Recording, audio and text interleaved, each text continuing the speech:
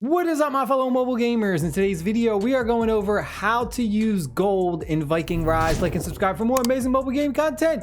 So there's two different ways. Well, there's a few different ways, but two main ways that we're going to go over. Now, the problem is when you first start the game off, you actually get access to the gold resource fairly quickly.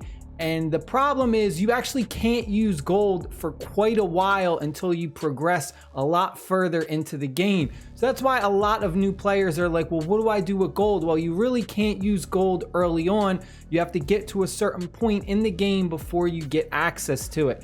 So the first place you're going to be spending your gold is going to be your research and also your T3 troops and higher.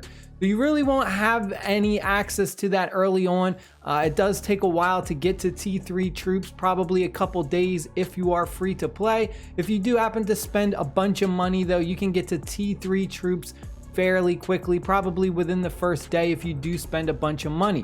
So we're gonna head over to our academy. We're gonna go to our research. And once you get to right here, when we start to research the T3 troops, so the Axe Brawler, the Toughened Lancer, the Bowslinger, and finally the Hauler, this is where you're going to notice that when you do this research, it's going to not only cost you food and wood and stone, but this is where it starts to cost you gold resources.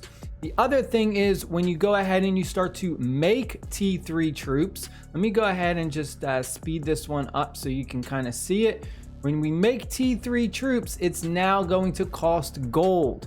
So you'll see that before for T1s and T2s, it's just food and wood, and then once we get to T3s and above, it starts to cost gold, and it is very, very expensive. So save your gold. Don't go out there and think, oh, I don't need gold. You're gonna need gold once you get to that later game, T3, T4, T5. It gets very expensive. Now, making the troops using the gold isn't that bad. The biggest problem is going to be once those T3 troops get destroyed and they get sent to the infirmary, which is the hospital, and then you got to go ahead and you got to use gold again to heal up your T3 and above troops. So gold, I mean, at the beginning you'll be like, oh, I got millions and millions of gold. But trust me, once you get to that T3 troops and you start using them a lot and you start doing the research, you're gonna blow through the gold so fast. It's gonna be your next hardest resource to come by, aside from stone.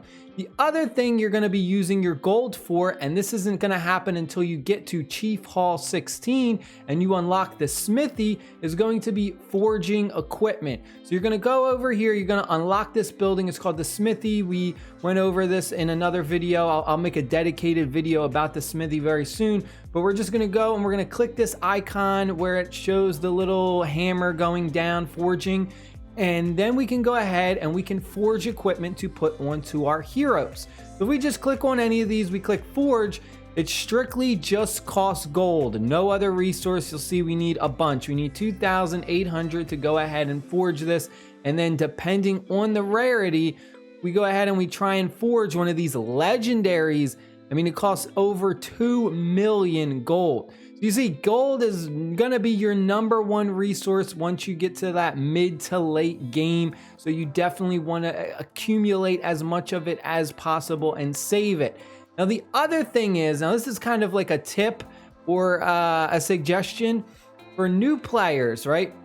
What you're gonna wanna do is protect your gold as much as possible, because those pay to win players or people who spend some money and progress fast, they are going to be looking to go ahead and attack people who have not got to T3 troops. That is the #1 thing when you first start this game off.